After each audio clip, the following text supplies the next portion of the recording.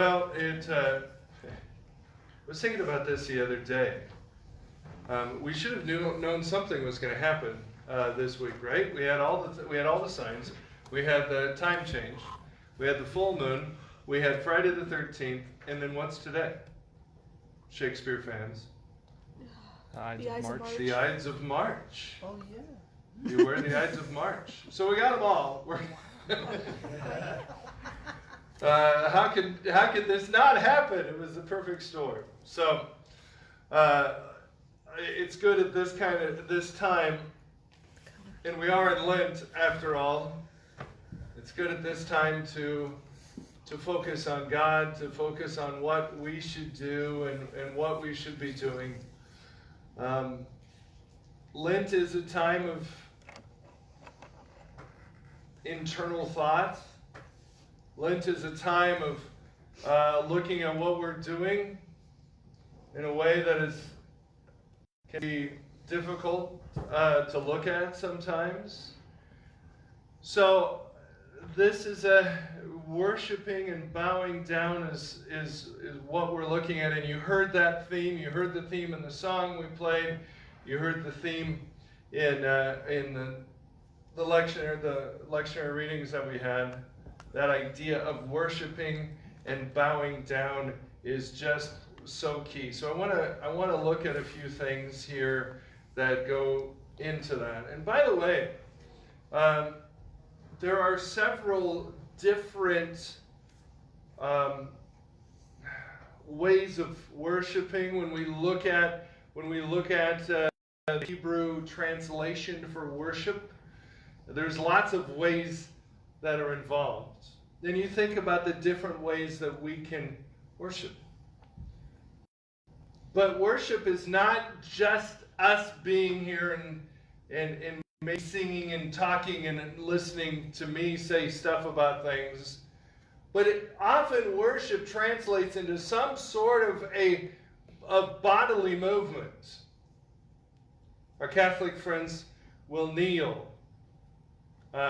I remember one of the first times I went to a Catholic wedding, and before they go into the pew, right, there's some sort of movement that's taking place, and I was always confused. I know that our Lutheran friends will bow before the cross when it comes up to the altar, or will bow into it at the altar. There's lots of different things that go into it. We are called again and again, and I don't know how many of you grew up with getting down on your knees next to the bed and praying. There's lots of different ways to do it, but we are actually called to bow down sometimes when we worship. It is a whole body thing. Did something interesting this week because I was asked to. They're trying this at one of the businesses in Gothenburg. That's sort of a spa massage kind of place. She's putting in what's called a Zen room. Now, of course, Zen is Eastern religion and that kind of stuff. But I like the idea. I like the idea of the quiet. And the whole idea is you walk into this room. Right now it's just a chair.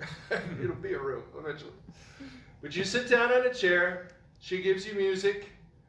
She gives you, you actually put oxygen with lavender or eucalyptus so you have some smell.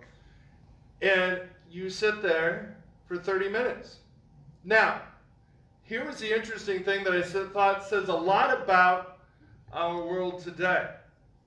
When I told people about it, they said, 30 minutes? I got to sit there for 30 minutes? And do what? And that was the point. And do nothing. And I noticed, and you get you really start to, I thought I would struggle with it. I wasn't sure how, I thought it would be the longest 30 minutes of my life. It felt like 5. You become very aware of your body, you become aware of your surroundings, and you become, for me, aware of God. But it was an interesting sensation. At one point, I just felt flat. I felt like, I was just heavy. And then I noticed I noticed my blood pulsing in my nose. I don't know why. You just become aware. And I thought to myself, that is something we don't do. We don't go into silence. And I believe that starting with my generation and generations after, that we are almost uncomfortable, a lot of us, with silence. I struggle, if I'm doing work, not to have some sort of sound going on. The TV, radio, something going on. Just sitting in the car, riding down the road. They're not driving, just riding down the road and just looking and observing. We struggle with that sometimes. As it is with when we worship. I know a lot of people struggle with the idea of praying. And I talked to the kids about this, and they said, yeah, I pray, but then my mind wanders off somewhere else. Because we're not used to that quiet, that meditative time, that time alone with God. And so that's something I think during Lent that we can really practice. We can really spend time to doing that, being quiet with ourselves, understanding what's going on. Again, I really thought my 30 minutes there were going to be, you know how like when you can't sleep and your mind's going a million miles an hour? I thought that's where I was going to be, and it wasn't at all. It was quite pleasant. It really was. So, it really is a whole body thing, and working with silence. I just urge you to do that during Lent. Take some time for quiet. Throw this stupid phone away for a while.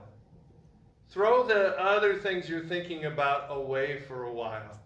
And just focus. Focus on God. So I think that you'll like what you find out when you do it a few times. Now, interestingly, at the beginning of our psalm today, talked about making a joyful noise, having a great deal of exuberance. Okay? In what they do. Having exuberance. Now, some of you don't sing, so that kind of joyful noise maybe escapes you a little bit. But we can do both. Lent is often a time where we are supposed to focus inward, but we can also laugh, we can also have fun, we can also sing and be encompassing in this. And I think that that's important, that we able to do both of those things. So these things are not mutually exclusive. We're called to sing. We're called to make a joyful noise. And that may be just simply worshiping God. Expressions and praise that call to a return into a right relationship with God. It's something we have to practice, guys. We have to practice being quiet. And this is an opportunity during Sundays to do that. To put stuff away. To focus a little bit on God. If you struggle to do that, Lent is a good time to work and to practice on that. If you look at Psalm 95 again, it really is a call to freedom. Freedom of joyous worship, a freedom of abiding in the rest of the Lord. Wholeness and reconciliation with God and with your neighbor. We can't be like those Jews that left Egypt and started complaining about God.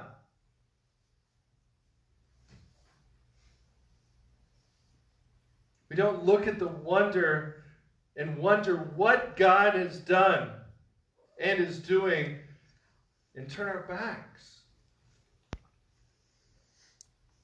We don't want to do that. We don't want to return to a life of slavery. We embrace the freedom God gives us to worship joyously, even in the midst of Lent. You will notice on here, if you've been looking closely, the word Selah. Selah, S-E-L-A-H, means rest. And so it is a way to think about that. A way to think about God during this time. And I encourage you to do that. I encourage you to be silent. I encourage you to take time to work on that. Is that Christian Zen? Maybe it is. But I think that we could all use something like that. Amen? Amen.